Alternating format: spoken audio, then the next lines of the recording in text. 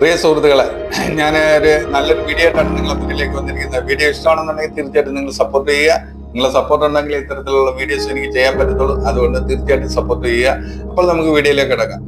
ഒരു വീട്ടിന്റെ ഐശ്വര്യത്തിനെ കുറിച്ചാണ് ഞാൻ പറയുന്നത്. നമ്മളെ വീട്ടിൽ എപ്പോഴും അടുക്കും ചിട്ട ഉണ്ടായിരിക്കണം.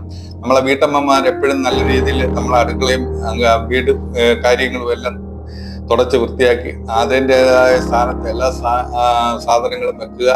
അതുപോലെ തന്നെ നമ്മൾ സന്ധ്യാസമയങ്ങളിൽ നമ്മൾ വിളക്ക് കത്തിക്കുക. വിളക്ക് കത്തിച്ച് ഒരു 10 മിനിറ്റ് നമ്മൾ ഏകാഗ്രമായിട്ട് പ്രാർത്ഥിക്കുക. ഇതൊക്കെയാണ് ഒരു വീട്ടിന്റെ ഏറ്റവും വലിയ ഐശ്വര്യം എന്ന് പറയുന്നത്. അല്ലാതെ നമ്മൾ തൂക്കാതെയും തുടയ്ക്കാതെയും ഒക്കെ നമ്മളെ തുണികളും അത് ഇട്ടേക്കുന്ന ഡ്രസ്സുകളൊക്കെ ഓരോ മൂലയിലും അവിടെ ഇവിടെയൊക്കെ മുഷിഞ്ഞ് നമ്മൾ കൊണ്ടിട്ട് കഴിഞ്ഞു കഴിഞ്ഞാൽ ആ വീട് എപ്പോഴും ഐശ്വര്യപൂർണ്ണമാവത്തില്ല. അതുപോലെ ചലന്തി വലകൾ കാര്യങ്ങൾ അങ്ങനെയൊക്കെയുള്ള കാര്യങ്ങൾ പൊടിപടലങ്ങൾ ഒക്കെ ഉണ്ടായിരുന്നുണ്ടെങ്കിൽ ആ വീട് നശിച്ച് തന്നെ പോകത്തുള്ളൂ. നമ്മളെ വീട്ടിനെ എപ്പോഴും നമ്മൾ അടുക്കും ചിട്ടയും കൊണ്ടുവന്ന് നമ്മൾ വൃത്തിയാക്കി വെക്കുന്നതിലാണ് നമ്മളെ വീട്ടിന്റെ ഏറ്റവും വലിയ ഐശ്വര്യം എന്ന് പറയുന്നത്.